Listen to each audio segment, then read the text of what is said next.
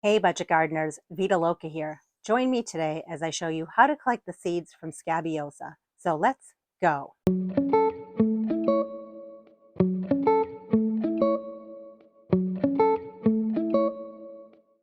Scabiosa, also known as Pincushion, comes in both annual as well as perennial varieties. There are some shorter versions, there are some taller versions. They come in all sorts of different colors. So the video that I'm making today applies to any Scabiosa, but just keep in mind you want to know if it's an annual versus a perennial because the way that you start the seed will differ. Now this video only focuses on how to collect the seeds of Scabiosa. In the future, I'd be happy to make a video on how to start Scabiosa from seed. Let me know in the comments below if you'd be interested in that. I don't have a ton of Scabiosa in my yard, so I want to increase my stock in it.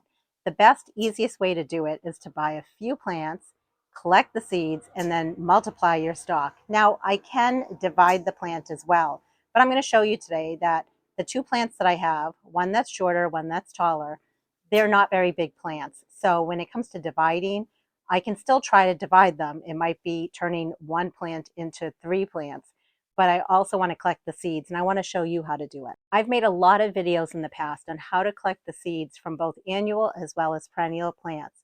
What I'll do is I'll put a link to that playlist right above as well as down in the description area below.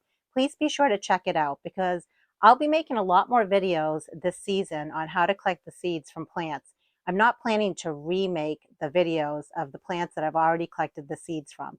So you definitely want to check out that list because it's quite extensive. When it comes to collecting the seeds of perennials, I will tell you I prefer to use what's called the winter sowing method because many perennial seeds need what's called a cold moist stratification period.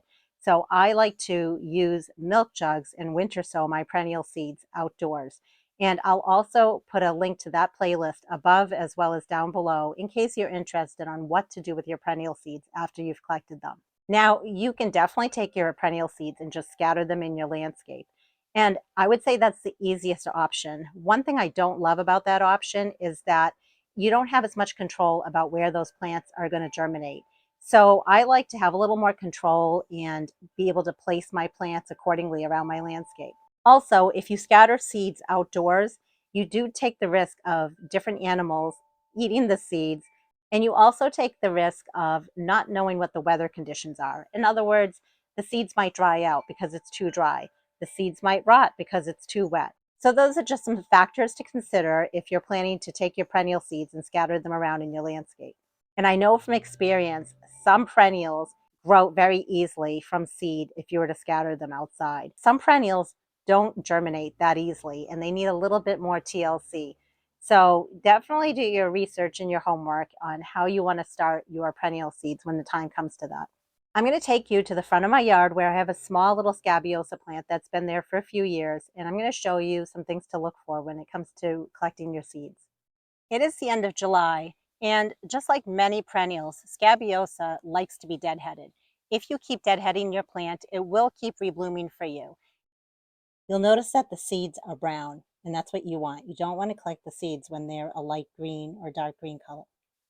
You'll notice next to my finger that the seed pod is pretty small on this variety of Scabiosa. To remove the seeds from the seed pod, all you need to do is just rake around the seed pod like this. And when you do that, the seeds get released from the seed pod.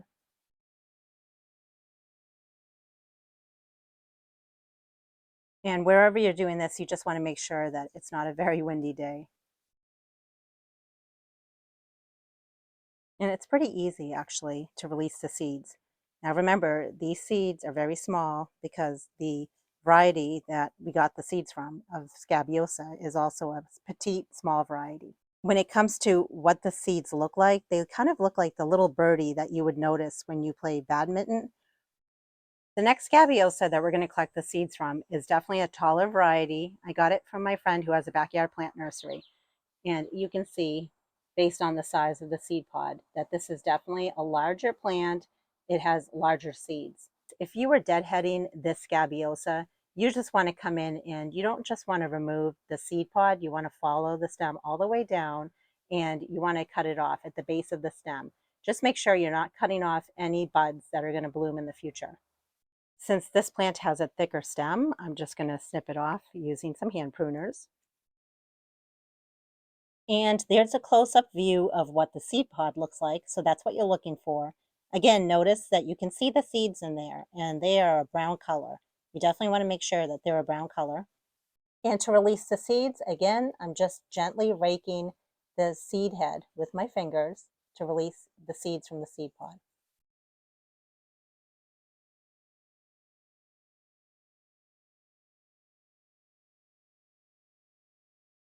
And there's a close-up shot at what the seeds look like. Notice they're pretty similar to the other seeds, but they're definitely larger in size. Now I'm going to tell you how to store the seeds. And this same rule applies to any seed that you're trying to collect, be it from an annual, a perennial, a vegetable, an herb, you name it. Once you've collected your seeds, you want to make sure you fully dry them out. If you don't do that, the seeds are going to rot, and that's not good. You want to make sure you give them time to dry out. So what I like to do is after I've scattered my seeds on something like a paper towel or a paper plate, I like to then take that and put it somewhere in my house where my pets or kids or anyone else walking by will not get to them. So I have a closed off room where I just lay them out on a table and I just leave them there. I like to leave them there for almost a whole week to give them plenty of time to dry out. And then what I do is I collect my seeds and I try to remove the excess material that was around the seed. That's called chaff. I don't want to keep that, but it really depends on which plant I'm collecting the seeds from.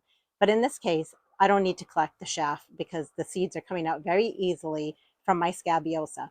I'm going to take those dried seeds and I'm going to put them into some sort of a container or a bag.